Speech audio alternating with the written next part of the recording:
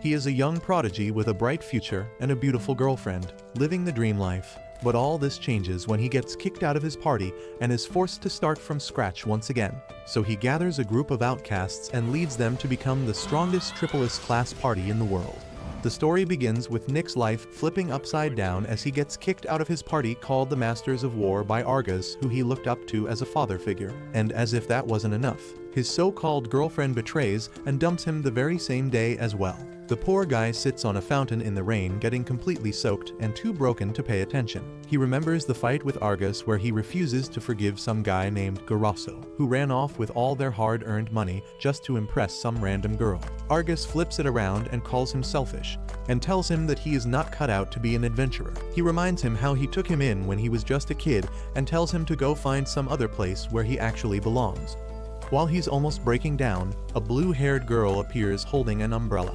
She says he looks like a stray dog and casually hands him a ticket to her idol concert. Nick stares at her and says she doesn't look like any idol, then asks why she's even here. The girl says she's just starting out and that cheering people up is part of her job and passion.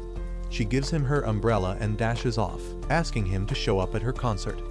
Nick doesn't want to go, but still ends up attending the show of that girl named Agate. And before he knows it, he turns into a hardcore idol otaku who blows all his savings on every bit of merchandise he can get. Wanting to earn more to fuel his honest otaku lifestyle, the guy shows up at the Adventurers Guild and starts scouting for rookies to build a fresh team. There Nick spots a guy and tries to approach him, but the moment he makes a move the guy plays dumb, and Nick ends up not talking to a single soul. After wasting all that time, he drags himself to a tavern and orders the cheapest thing on the menu just to avoid kicking the bucket. He looks around and sees everyone laughing and wonders if he'll ever get to laugh like that again. That's when 3 adventurers walk in and sit at his table. He thinks they might be a party, but since none of them even bother to speak, he figures out they're all loners just like him. One of those adventurers happens to be a fierce yet elegant-looking magic user, and from her crystal staff and flashy clothes Nick figures she must be some noble.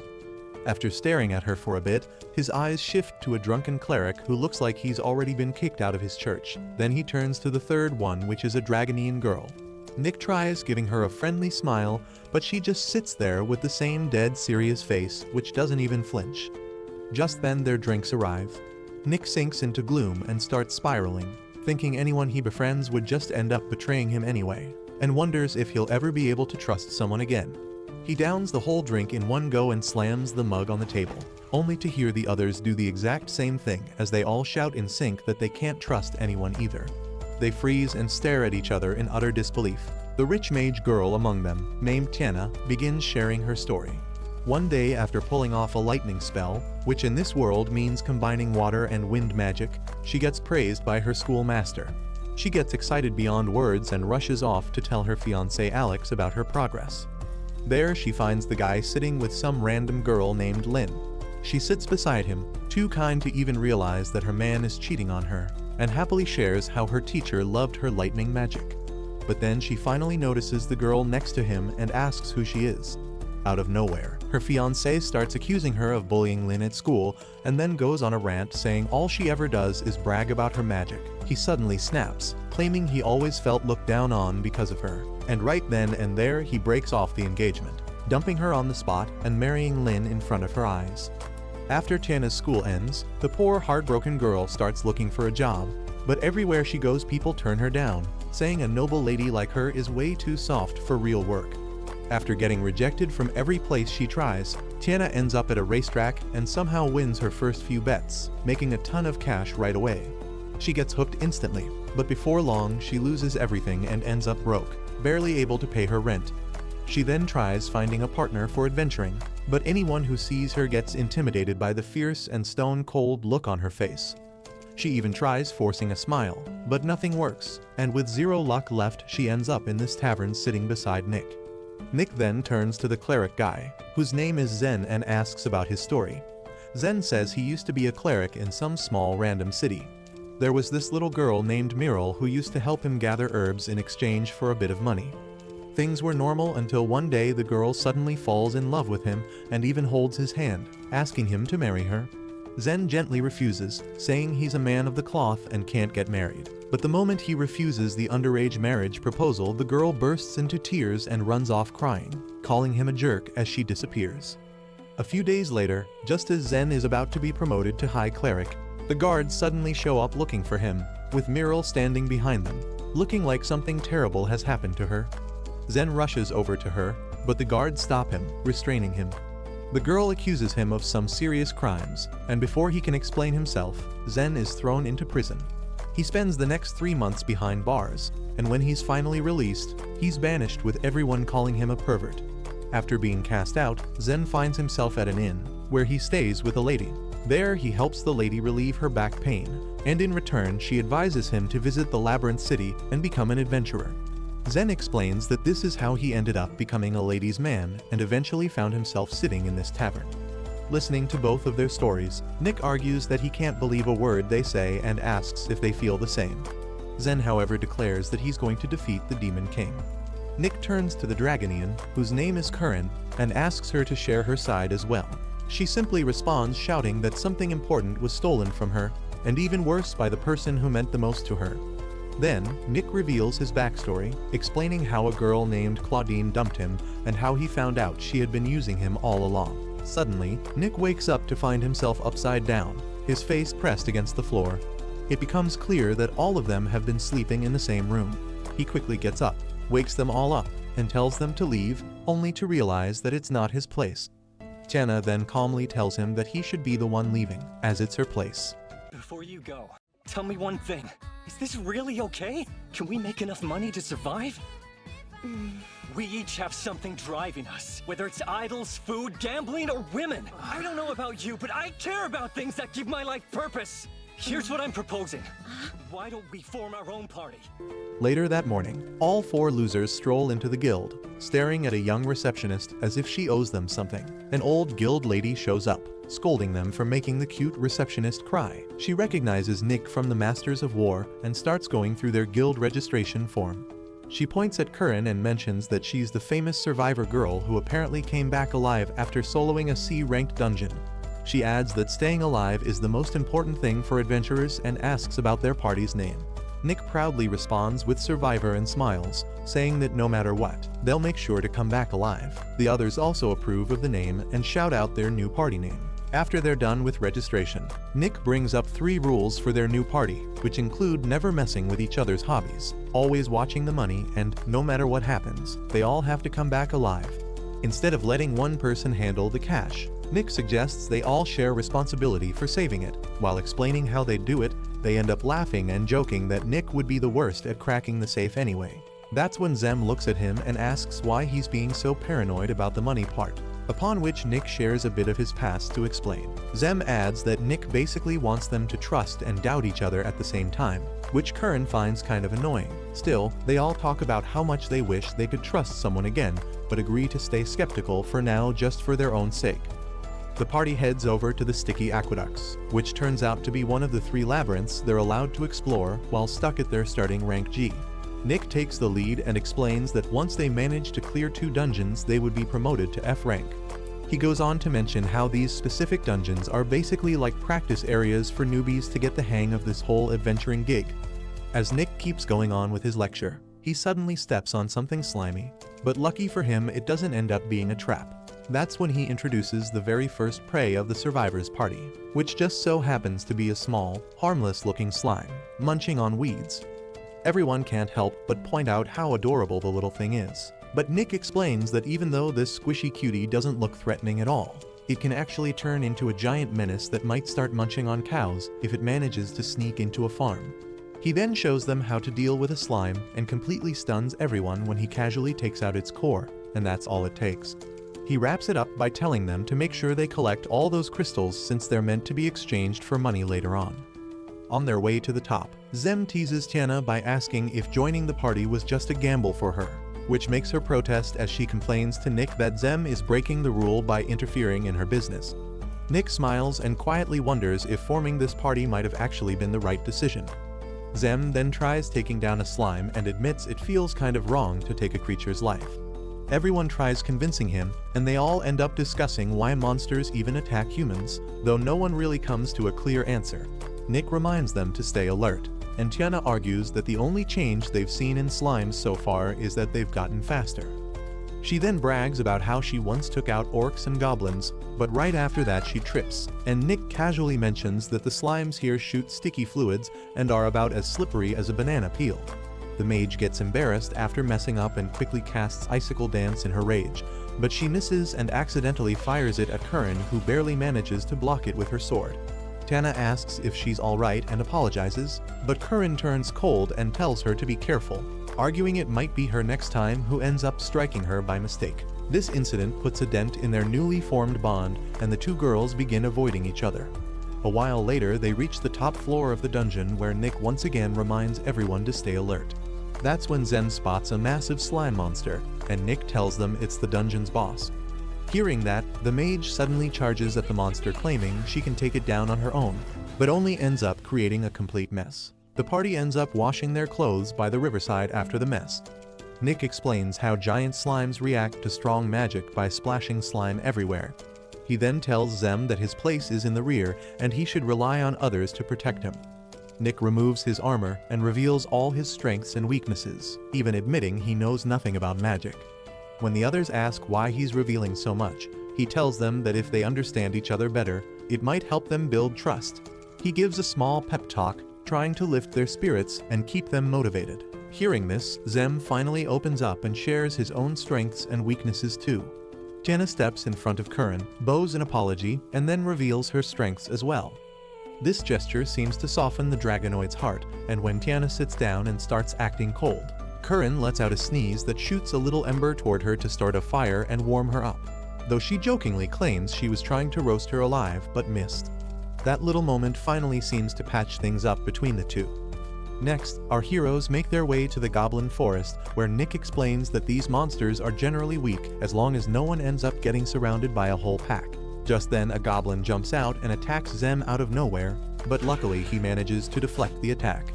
Nick steps in quickly and finishes the creature off. After that, the survivors go up against a whole horde of goblins, most of which Nick takes down on his own. That's when Tiana reveals her detection skill. With her skill, Tiana points out that one of the monsters is holding way too much magic to be just a regular goblin. Nick tells the team it's likely an ogre, which is an evolved form of a hobgoblin. The survivors briefly consider retreating, but then agree to move forward, reasoning about both the reward and the people who could be in danger if they leave the goblins and the ogre unchecked. They put together a plan that mainly relies on Nick and Curran, since magic doesn't work on evolved ogres. On their way, Curran and Tiana again bring up their trust issues nonsense, and end up agreeing to give each other another shot. All of a sudden, Curran senses a monster nearby and takes off after it, with the others quickly following behind. Zem casts a magic buff to boost their strength, while Tiana uses her spells to clear the path ahead. As the battle heats up, the talking ogre orders its minions to attack.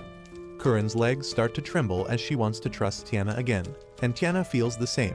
The two finally place their trust in each other, and the mage casts her spell, which passes cleanly through Curran without harming her, clearing all the goblins in its path. Curran then charges ahead and, with her flaming sword, unleashes a fire dragon strike that brings the giant ogre down.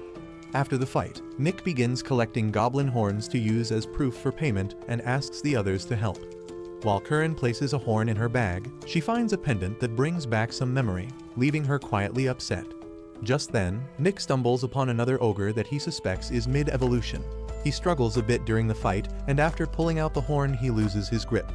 The horn slips from his hand and falls right onto Curran's pendant, cracking it. We see a flashback where Curran lies limp on the floor of an eerie dungeon as she groans in pain until a nightmare-sized insect crawls over her face and jolts her awake. She pulls out her pendant and stares at it, trying to process that it wasn't just a dream.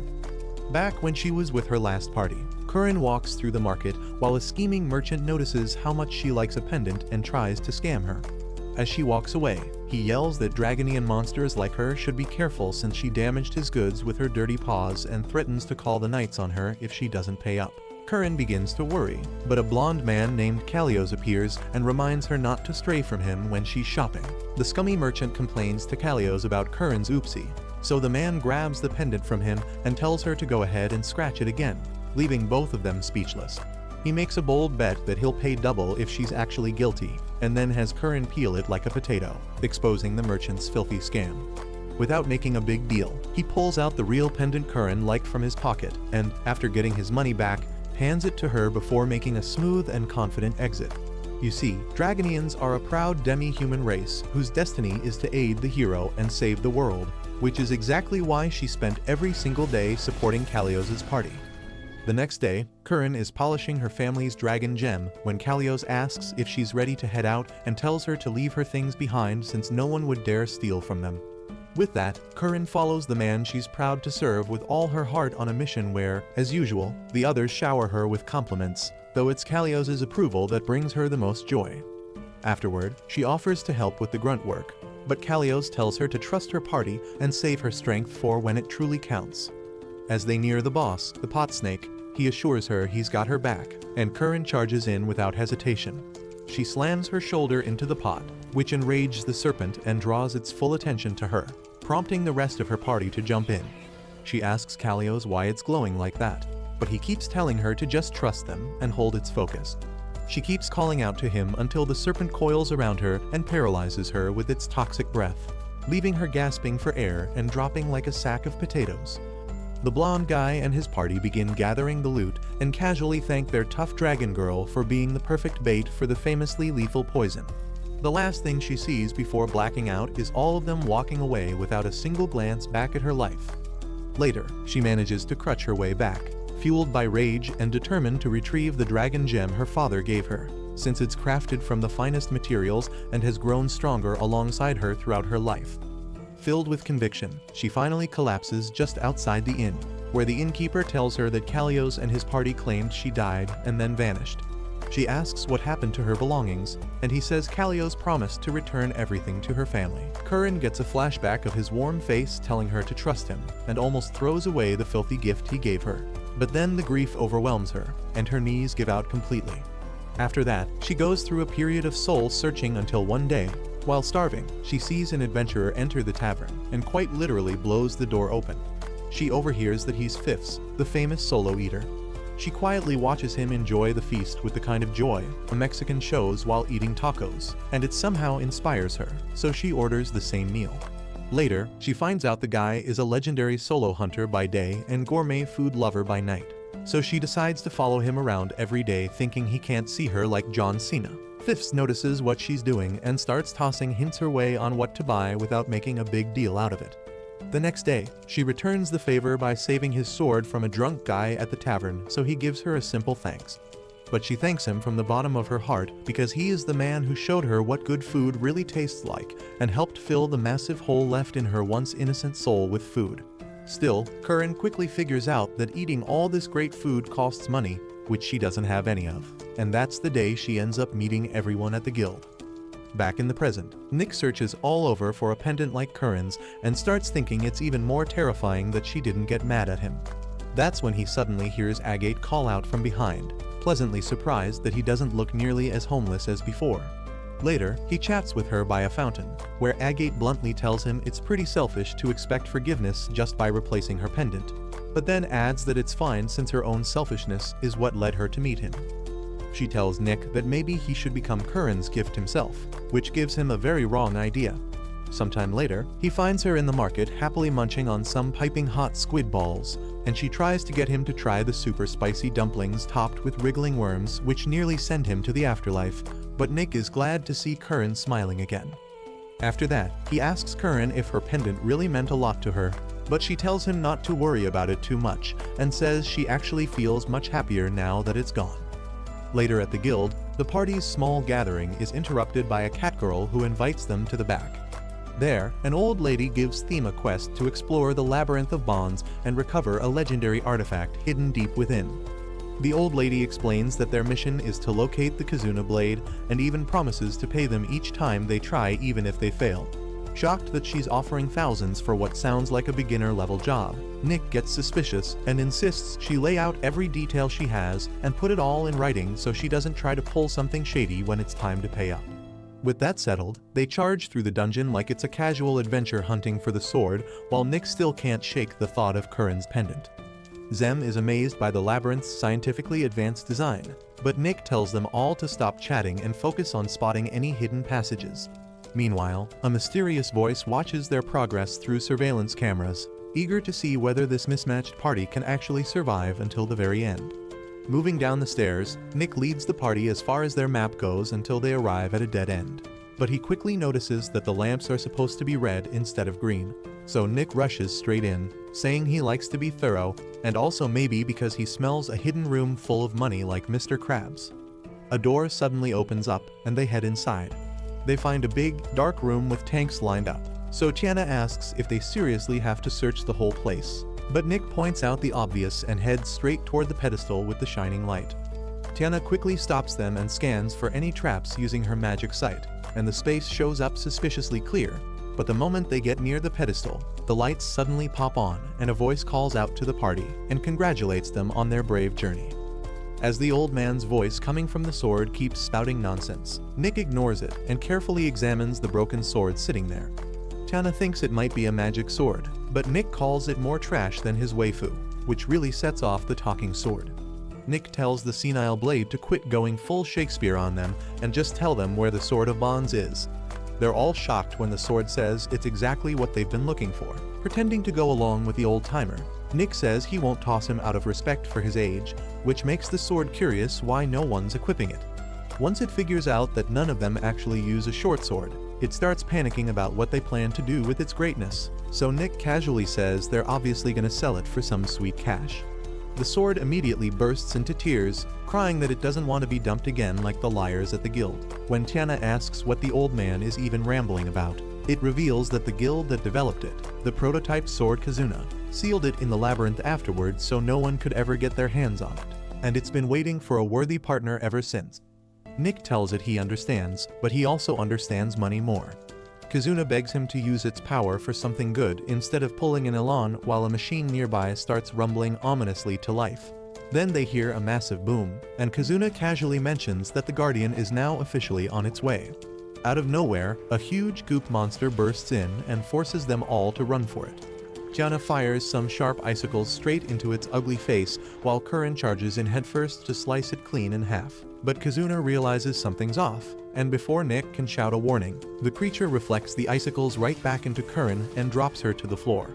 Nick rushes in to cover the others by attacking the monster and yells at everyone to make a break for it while he keeps its attention. He quickly realizes that his attacks are doing absolutely nothing. As the sword explains, it's made of nanomachines and begs Nick to use its power, because that's his only real shot at surviving. Out of desperation, Nick's glowing blade of light gets larger, while the others struggle to get past the unbreakable door blocking their escape. As he glances at each of them, the sword tells Nick to imagine Curran in his mind and chant Union, but the light suddenly vanishes, so he yells at the hunk of junk for lying. He tries to lop off a piece of the monster anyway, only for the Guardian to smack him out of existence and yeet him into a hole in the ground like a golf ball. Seeing as their attacks don't work, Tiana gets the big brain idea to freeze it with ice magic and gives Curran a chance to save Nick. The moment she leaps into the hole though, it breaks out of the shell, leaving the two mages to buy time. Meanwhile, inside the rubble, Nick realizes he's fractured some ribs and considers giving up until he hears Curran call out to him. He tells her to escape with the other two while they can, which makes her really mad, and she says it's meaningless unless they all go home together. Nick gets up and apologizes for breaking her pendant, even though she told him not to sweat about it. Curran confesses that her party leader gave it to her, and even though she was furious at his backstabbing, she just couldn't get herself to trash it because she was hoping that he would someday come back in her life. But she's decided to move on and focus on the precious people with her now. She shocks him and says that she's glad that it's gone now and lifts him up with her precious smile. Seeing their bond strengthen, Kizuna asks Nick to activate it one more time.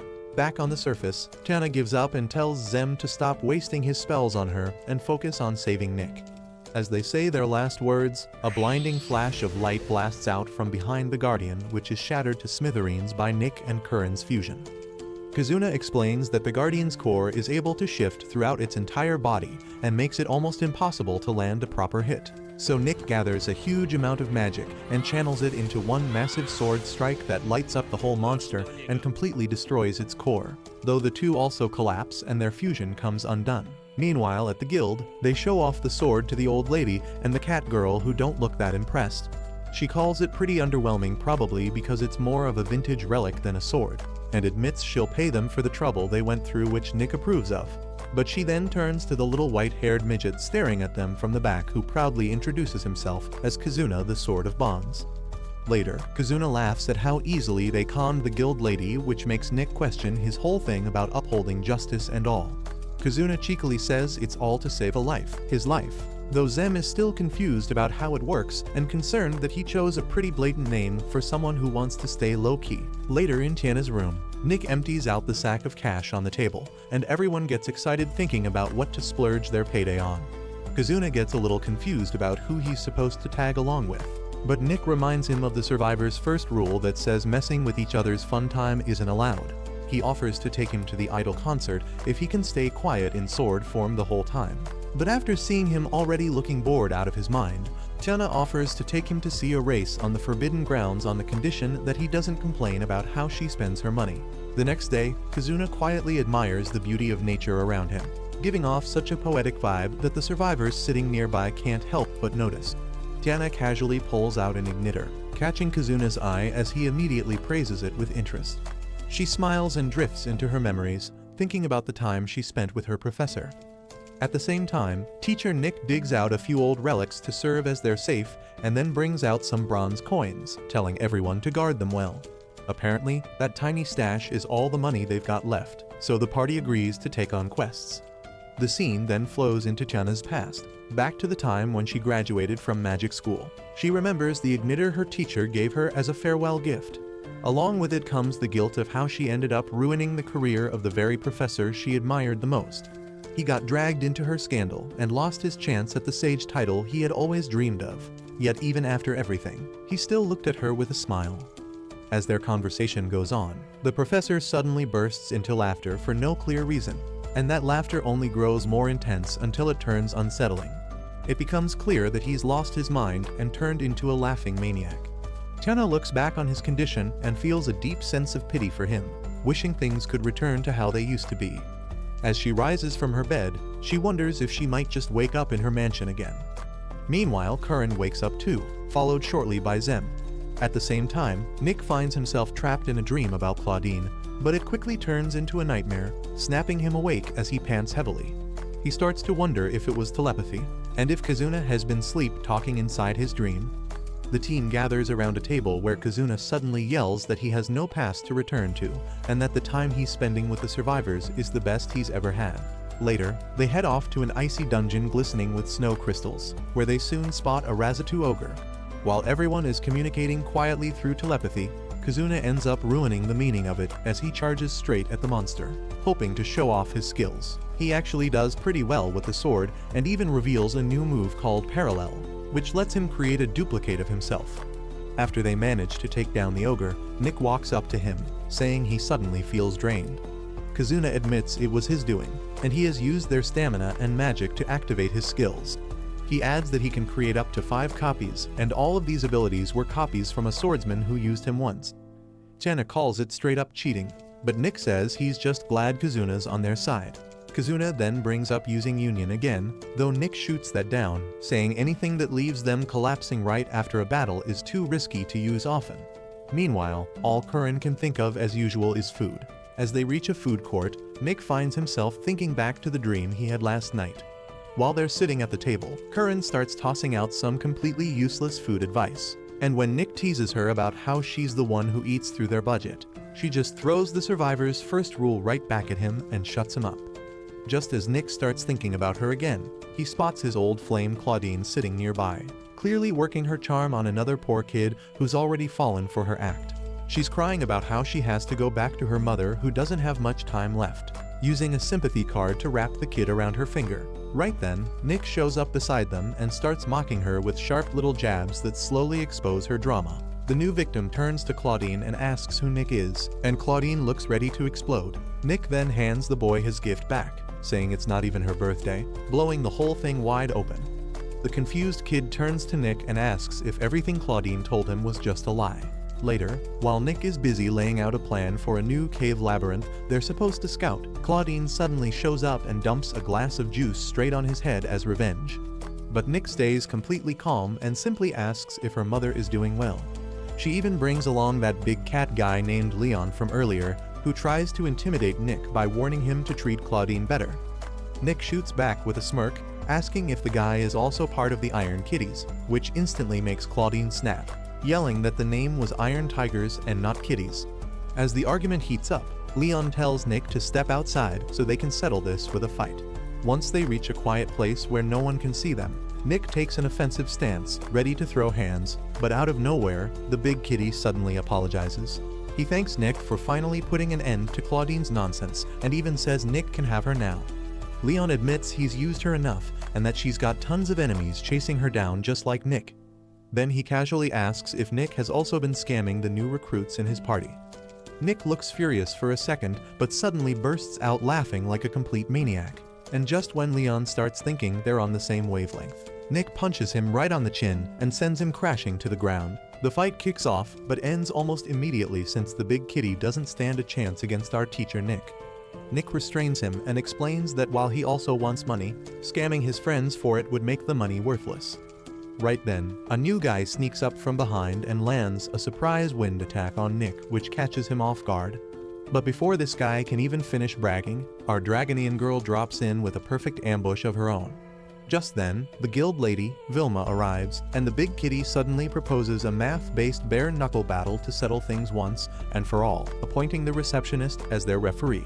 The next day, the guild lady explains there are 10 rounds in the maths brawl, where the problems keep getting harder each time, and each round only ends when one side finishes their calculations, with the side scoring higher getting a free hit.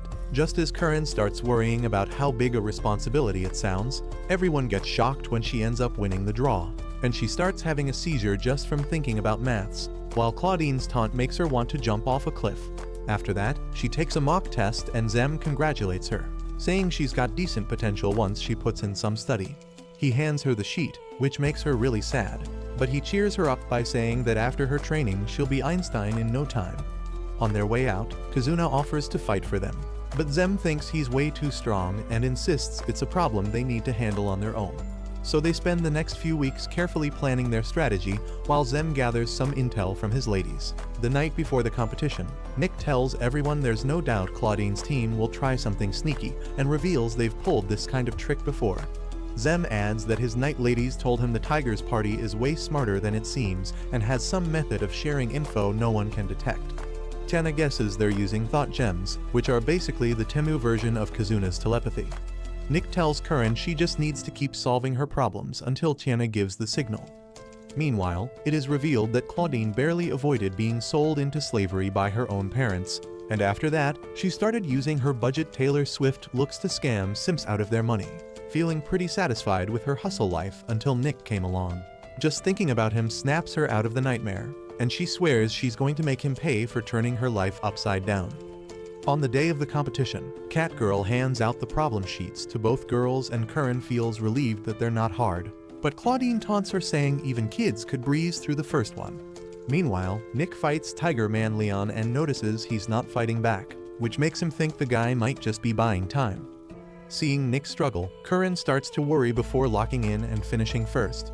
As she flashes a confident grin at Claudine, the Catgirl announces the score, revealing Claudine left her in the dust with a near-perfect score, which Zem expected since Curran had rushed to finish. Nick still jokes that little Catman's fluffy paws can't hurt his rock-hard abs, but his face quickly drops when Leon lands a dirty hit to his solar plexus. Still, it's not enough to knock him out, and Nick already figured they'd try to abuse the math part since Curran's at a clear disadvantage and aim to win by just penalty hits. With that, Claudine takes another round, making Curran wince at Nick getting beaten because of her mistake, but the Chad tells her she's not the one taking the hits. She cries out anyway, saying he's getting hurt only because of her tiny bird brain. Hearing that, Nick laughs and says he was ready to take dozens of hits back when she barely scored 20 before training. But now that he's seen her progress, he's got full hope in her. He calls her the smartest girl he knows, which makes Curran so happy she tells Claudine to take her trash talk straight to the garbage where she belongs. She locks into the next round, fully focused and completely unfazed by Claudine's yapping. Meanwhile, Tiana keeps a close eye on Claudine, waiting to catch her the moment the problems start getting tougher and Curran begins falling behind. while Claudine breezes through the equations by cheating like a smug little gremlin. Seeing Nick at his limit, Tiana scans the area with her magic sight, but spots no signs of foul play. After Nick takes another penalty hit, Tiana gets everyone's attention with a sharp whack of her pipe and tells the guild lady she doesn't have time to sit through a slow math match, suggesting they drop all the problems at once. The guild lady warns that doing so means whoever finishes first is basically guaranteed to win with 7 penalty punches in a row, but Nick just grins and tells her to bring it on.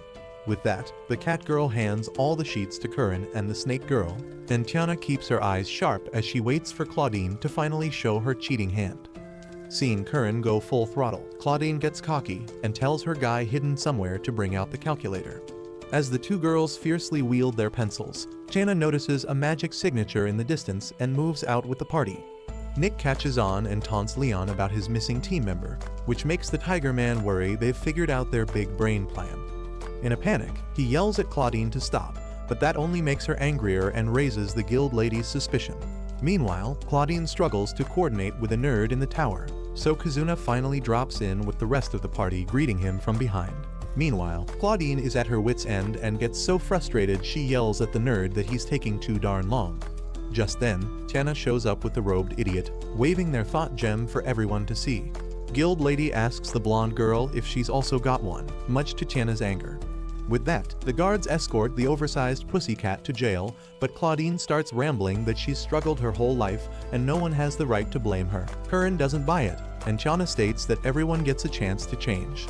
Later that night, they all head to the tavern to celebrate Curran's MVP math skills. While being thrown behind bars, the Tiger Man slips back into his memories, thinking about an adventure party known as the Silver Tigers.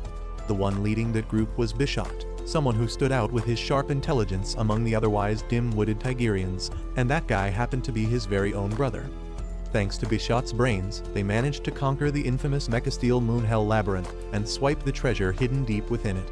But his reckless nature ends up costing him his life early on, leaving Leon with a heavy distrust towards humans. Right then, a guard steps into the Tigerian cell, draws his sword without warning, and holds it toward him while demanding to know the location of the treasures his party once sold, since not even the black market left a single trace of them. When the guard asks if he still has the treasures on him, Leon flashes a sly smirk and throws back a question of his own, wondering how he figured it out. Turns out, there's one item Leon never dared to sell, simply because it's way too dangerous to handle. With no other option left, he finally calls it forth, revealing the Sword of Evolution, a weapon that strangely looks a whole lot like Kazuna. Meanwhile, our survivors are out enjoying the huge pile of money they recently earned. Being the undisputed queen of gamblers, Tiana sits confidently at a casino table, fully immersed in the game while keeping a sharp eye on everyone around her. At the same time, Nick shows up to tag along with Kazuna, who originally came just to grab some ice cream, but ends up completely ticked off when it gets sold right before his turn. Seeing that they're already here, Nick casually asks if Kazuna wants to try gambling too, but the sword replies that he can't due to the ethics protocols hardwired into him. That's when Kazuna notices a man holding a set of cards and learns that these particular cards are laced with anti-magic to keep people from cheating. Just then, a big bad lion is seen approaching the casino trying to look for its prey. Back inside, Tiana calmly soaks in the sweet scent of her incoming victory, fully aware that no one in this room stands a chance against her. Just as she wins and gets ready to leave, the big bad lion from earlier storms into the casino, causing a whole mess and throwing everything into chaos. The guy starts looking around, and it quickly becomes obvious that he's here for our hero Nick and is holding on to some serious grudge. As his thoughts focus on Nick, it's revealed that this monster is actually Leon, and his beastly transformation has something to do with the sword he summoned earlier. He remembers just how much he used to envy our guy. As the story rewinds to the cell, the sword slices through Leon's restraints and asks if he's finally ready to unleash his destructive powers, wanting to know who he plans to annihilate first. The sight of the blade and the deadly pressure it gives off is so intense that the guard nearby ends up leaking into his pants. Leon calmly tells the Sword of Destruction who his target is, and when he questions whether the weapon's still strong enough, it proudly snaps back that it's from 100 years ago, and that tech has only gotten worse since then. With no hesitation, Leon grabs the sword, yells out evolution, and transforms into this terrifying beast. As Leon keeps tearing the place apart, Tiana turns to Agate and asks who let the oversized pussycat into the casino. She starts to get nervous, realizing she handed over her weapon when she came in, and right then the big cat steps in front of her demanding to know where Nick is. Tiana casually asks who he even is, but freezes the moment she realizes it's actually Leon. Surprised at how massive he's gotten, she still refuses to give up Nick's location. Leon doesn't take it lightly and threatens to end her right there, warning her that his sense of smell has evolved so much he can now sniff out lies. The lady calmly gets the oversized cat talking, purposely making him drop his guard before suddenly blasting him with her lightning flash and roasting him. She makes a run for it, but the big pussy bounces back instantly and hurls a whole casino table in front of her, blocking her path. Tiana's eyes widen as she struggles to understand how the beast healed so fast. Thinking quickly, she turns to Agate's manager and tells him to protect her, pointing out that she's basically his ticket to a fortune. As the guy rushes to escort her out, Tiana turns back around and tells the raging beast how important it is to rely on your friends and actually care about others. Leon sniffs the air using his ultra-evolved senses to catch even the tiniest lies, but finds nothing wrong in her words. The idea doesn't sit right with him, and he scoffs, calling it pathetic while wondering if this is what hope actually smells like. Just as Tiana points out that holding her hostage won't help lure out Nick, the big cat leaps at her with a crushing attack only to get stopped by Nick himself, who refuses to let Tiana die on his watch. That's when the Sword of Evolution speaks up again, warning that another of its kind is nearby before realizing that it's actually its long-lost rival, the Sword of Bonds. Fired up by the chance to settle old scores, the Dark Sword unleashes its full potential on Leon, transforming him into an even bigger and more monstrous version. The Sword of Bonds immediately sees how dangerous this is, recognizing that the dark weapon is now devouring not just Leon's body, but also his mind. As the clash begins, Tiana calls out to our boy to use Union, and he swiftly takes the chance, managing to fuse with her on the spot. From that fusion emerges a stunningly majestic, almost girl figure with long hair. Their union form blasts out a freezing move called Ice Age, following it up with another strike, but Leon powers right through like it's nothing. Right then, a crack forms in his rage and Leon starts questioning why he's doing any of this, realizing there's no real goal as he just wanted to mess around with Nick for a bit. But the Berserk Sword has pushed him too far, and now innocent people are getting hurt. The sword senses Leon beginning to calm down and desperately tries to push him back into madness, telling him to enjoy watching others suffer. But Leon doesn't fall for it this time. Even so, the Sword of Evolution coldly tells him it's already too late to turn back. Leon fights against the sword's control, trying to break free while it uses his worst memories against him. He shouts for help, and suddenly, a holy light appears, followed by Nick and Tiana's majestic union form, who launches anti-magic cards to break the sword's hold. With their help, Leon gets saved and again finds himself back in his cell, reflecting on his actions. Nick shows up for a visit and Leon greets him with a smirk, joking if he's just here to check out a tiger in a zoo. Nick assures him that luckily no one at the casino died, though the place itself is now a complete wreck, which visibly puts Leon at ease before the guy leaves after a short but much needed chat. The following day, Nick is out for a run when he hears Agate's voice motivating him in his head. He thinks his simp levels are getting out of hand, but when she mentions he has to buy merchandise to reach the next level, he's disappointed by how greedy she is. The two take a break in the park, and Agate asks him if he's found a purpose in life now, confessing she'd feel guilty if he became a waste of oxygen like some of her fans. This leaves Nick speechless, and he thanks her for saving him from becoming a petty criminal, saying she really became his idol that day. Agate goes deep in thought and suddenly gets sentimental, which Nick figures is the real reason she went on hiatus. Back at her boyfriend Donnie's pub, we see Agate, whose real name is Belle Hadgens, before she became an idol. She used to sing just for fun until one day, a producer showed up and recruited her for his company. Her boyfriend tries to chase off the bald producer, but when he hears how much money it could make, he throws up his hands and becomes her manager. That night, she watches an idol shine like a diamond on stage, and it lights a fire in her heart to sing and have fans accept her. Before she knows it, she's in an idol trio named after Jules, and while she enjoys every moment of it, her life with Donnie starts to crumble as he turns into a deadbeat gold digger who only sees her as a walking bag of cash and refuses to admit he has a gambling problem. A few days later, Agate sits alone, thinking about how far Donnie's fallen from the dream he once shared with her. He used to talk about opening a bar that would make Gordon Ramsay proud. That's the day she sees Claudine roast the life out of Nick's non-existent dignity, leaving him so crushed he walks into the rain and sits there like a lifeless husk. So she decides to talk to him out of pity. A couple days later, Agate finds herself in a casino where Donnie burns his winnings. There, she spots an angel who's more of a gambling demon than anything, effortlessly putting everyone at the table to shame. A short while later, the angel transforms into a magical being and slays a monster right in front of her eyes, leaving Agate completely awestruck. Later, her producer makes Donnie sign a contract to settle all his debts, with the condition that he has to forget Agate and never contact her again. Agate feels a heavy sadness and tells him she really likes him, but she's doing this because he stopped looking at her. She adds that he's bad for her now, and she's tired of trying to fix him. Donnie cracks up, then says he's going to hit it big and show her. With a self-satisfied grin, he walks out of her life for good. After that, Nick shows up at Agate's comeback concert, where she opens with a smile as cheerful as always and tells her fans about meeting an angel during the recent casino incident. Hearing her mention the aura farming knight who saved her life and left without even giving her name, Nick feels an uncanny familiarity. She shocks him further by revealing that her comeback song is about her new hero, the legendary paladin, to share the hope she gained when she was down in the dumps with her fans. After the concert, Agate pulls the telepathy trick with Nick at the park again and keeps clowning on him for being hopelessly delusional until he tells her to stop playing and just spill whatever is actually stressing her out.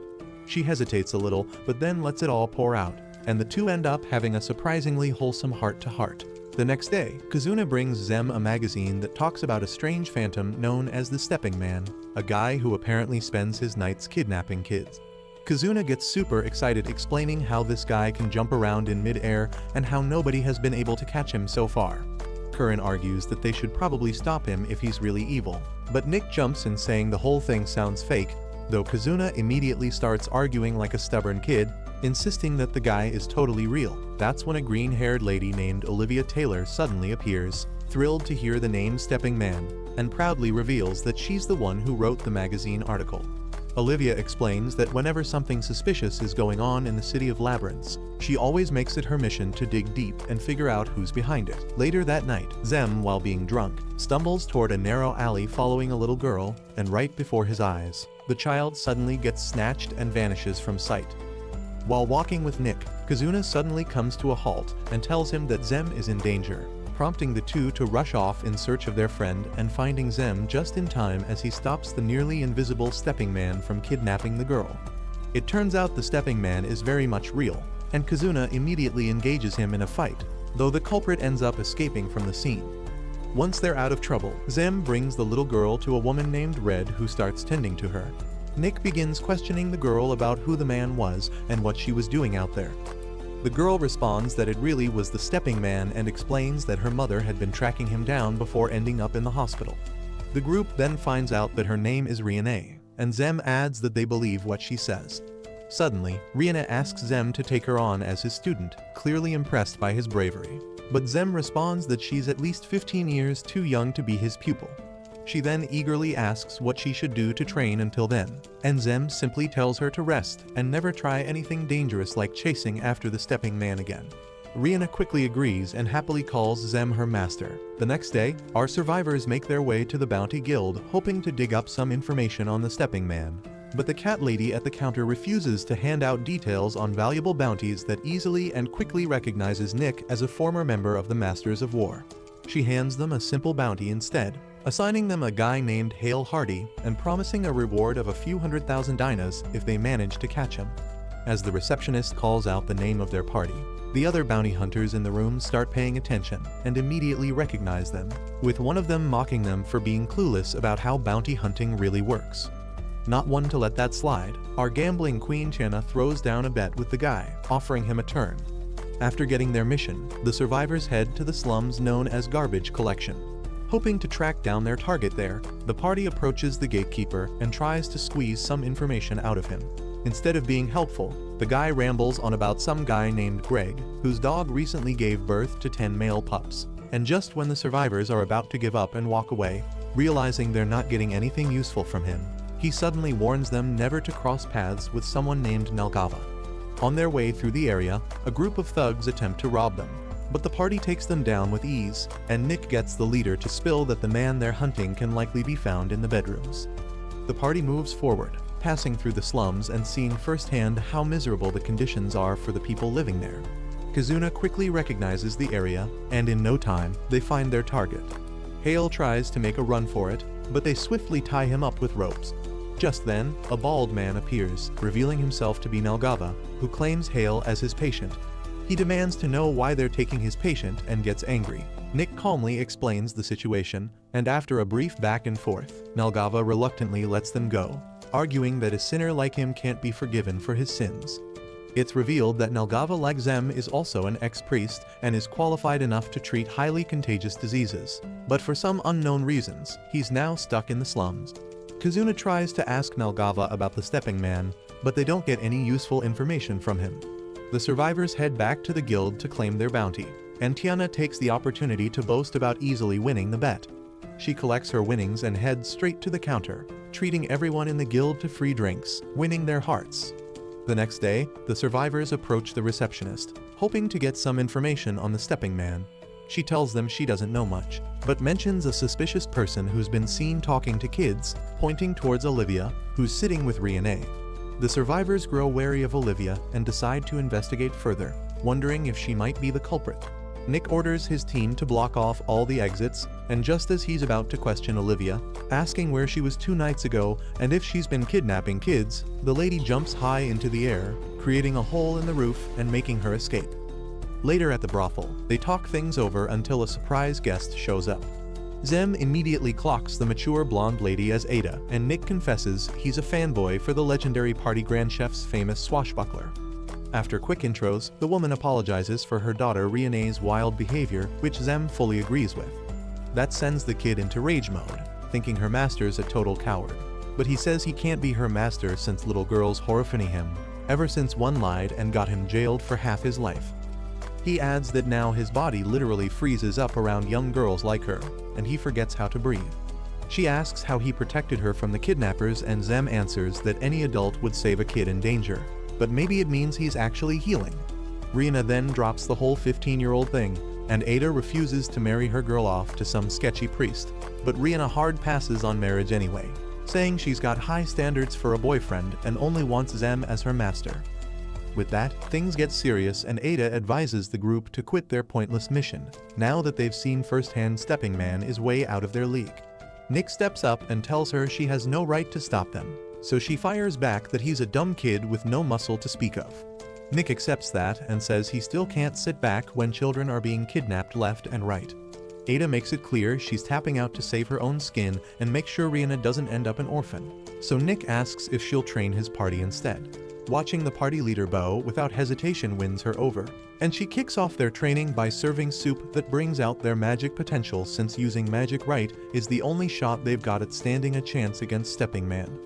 She then trains Nick on the same enhancement magic Stepping Man uses, called Light Body, and tells him to skip across a tightrope 10 times. He shocks everyone by breezing through it until the 9th jump sends him crashing knee first into the concrete. Later that night, Stepping Man gets his creepy hands on another young maiden, but Kazuna and Curran swoop in for the save. Zem is thrown off that he always strikes at the exact same time, and when Nick asks if he's Olivia, the guy's face glitches for a split second before he bolts onto a roof. Kazuna points out that no regular human could use this many spells, and he's probably using a magic item. So Nick swings by an old friend and bribes the artifact specialist with food for information. Leon tells him about an artifact called the Illusion King's Jewel that hides the user's presence and explains its spell can be broken just by naming the user, something Nick already tried. But Leon says it only works if he's completely sure who it is. The next day, Nick is practically doing backflips during training, which reminds him of when he first started out as a kid. His old instructor had him build up physical skills before even touching magic, and told him his midget build didn't have to be his weakness. Back in the present, Nick pulls off some full Spider-Man moves and lands with peak aura, though he still can't fully control the light body spell. Zem then brings some good news that he's got a solid lead on Stepping Man, and with that, they head to the slums where there's nothing new other than a recently arrived child's body. As they move in to check the body, Kazuna warns everyone through telepathy that they're being tailed, and a robed figure suddenly ambushes Nick. He uses light body to dodge her monstrous punches, but that spell only confirms Olivia's suspicion that he's stepping man. She starts wrecking the rails like they're made of tissue paper and responds to Kazuna's signature technique with her own shadow clones.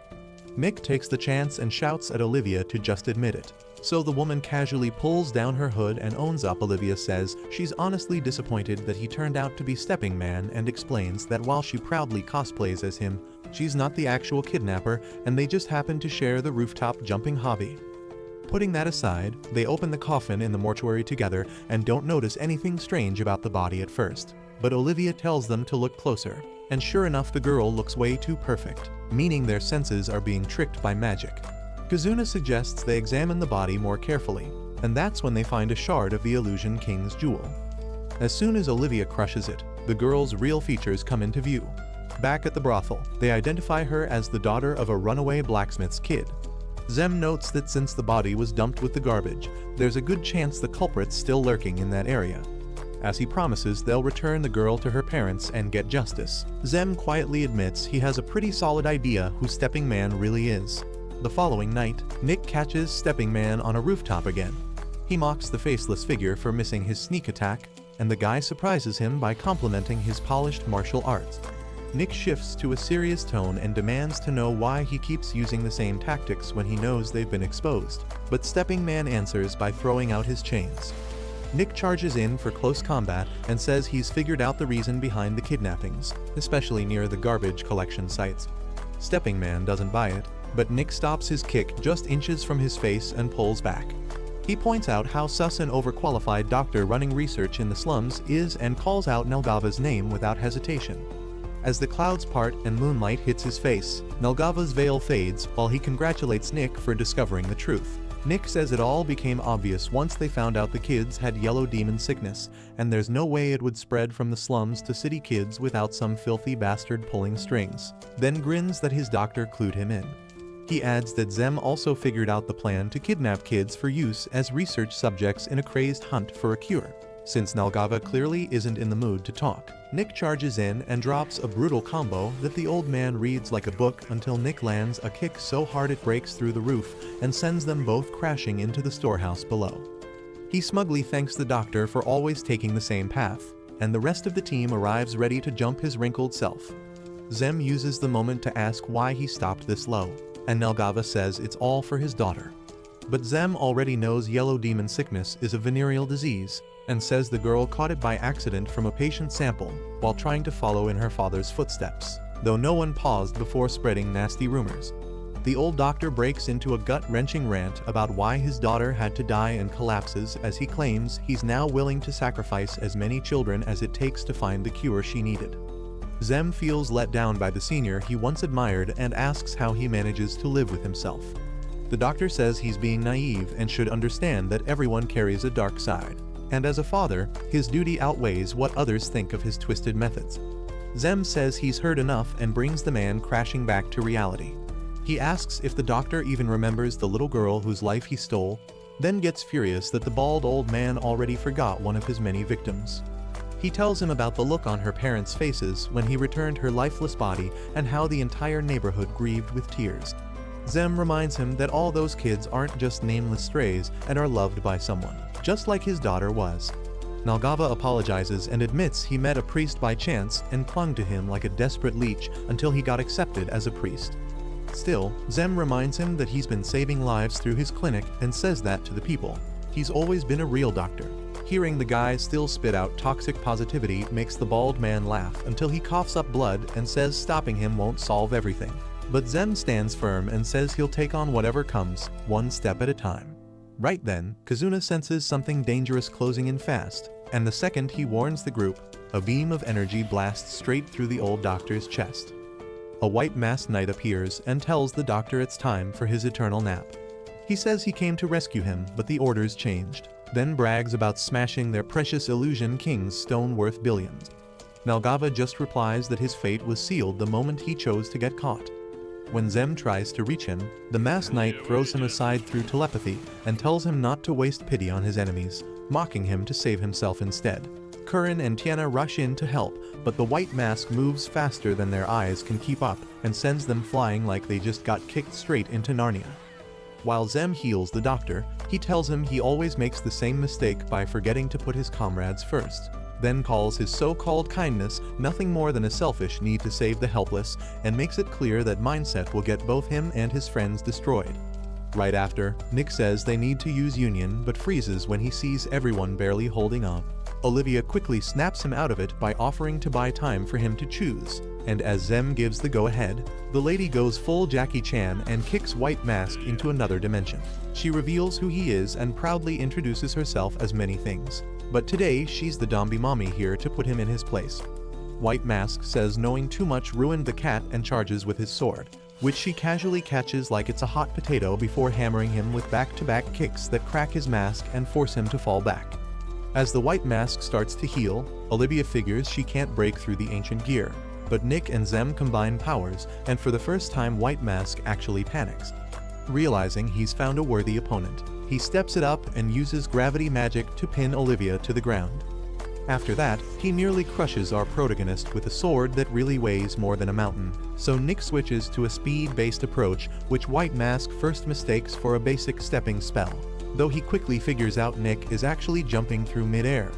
Meanwhile, just when Olivia thinks it's time to head to heaven, she notices the pressure has eased and breaks free from the gravity spell.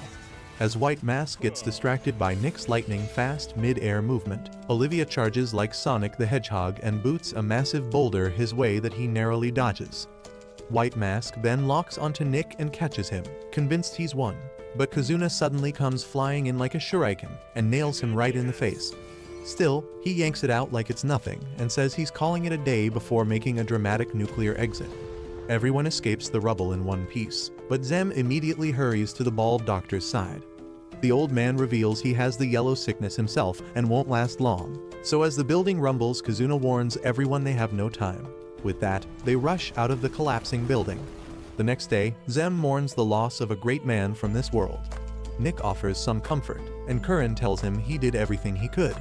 After wiping away a few manly tears, they regroup as Kazuna says the big case is finally closed, though Olivia reminds him that White Mask was just one part of a larger organization. There's always a top dog pulling strings from the shadows, and with their stockpile of ancient weapons, they could cause all kinds of chaos.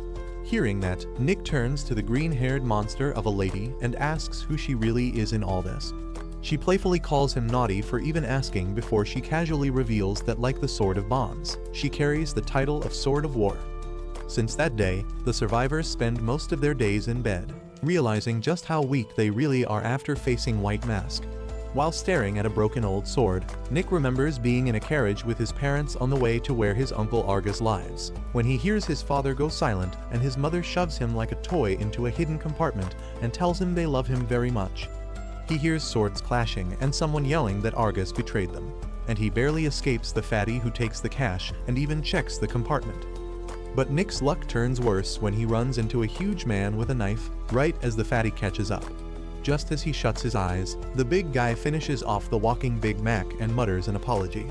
Nick later learns the man is actually his uncle Argus and becomes his student, driven by the regret of being useless and failing to protect his parents.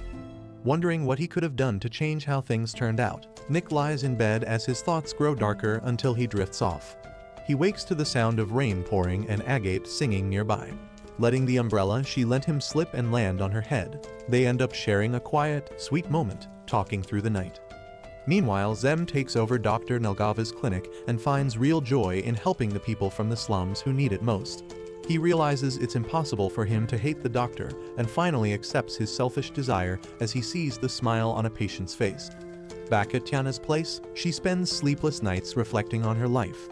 Even though she keeps winning bets and is practically swimming in wealth, it all feels empty until she tastes a delicious soup that reminds her of a dear friend who would have loved it. The next day, Karraan checks in with everyone and asks if they're doing well. When Kazuna notices what Zem's been up to in his free time, he brings up the rule they made to not pry into each other's lives. A rule that now makes things feel colder since after the job ended and growing them apart.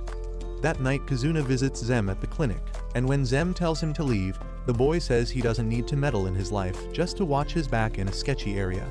Karin stops by the next morning too, and Kazuna tries to break the ice, but when she finds out they had breakfast without her, she immediately goes off. As she walks through the streets, annoyed that she still can't get Kalios out of her head, she spots a little girl falling for the same scam she once did and gives the sleazy merchant an earful. Right after that, Nick and the others bump into her and invite her to the festival. She agrees. The second Tiana says there's good food. Being with her friends helps clear away the frustration from her last team, and she promises to fulfill her duty as a proud Dragonian who stands with humanity to help save the world. Just then, Olivia bursts in with wild news about the Demon Lord returning and White Mask being involved, but quickly admits it's all in her head and her only real skill is making fake news.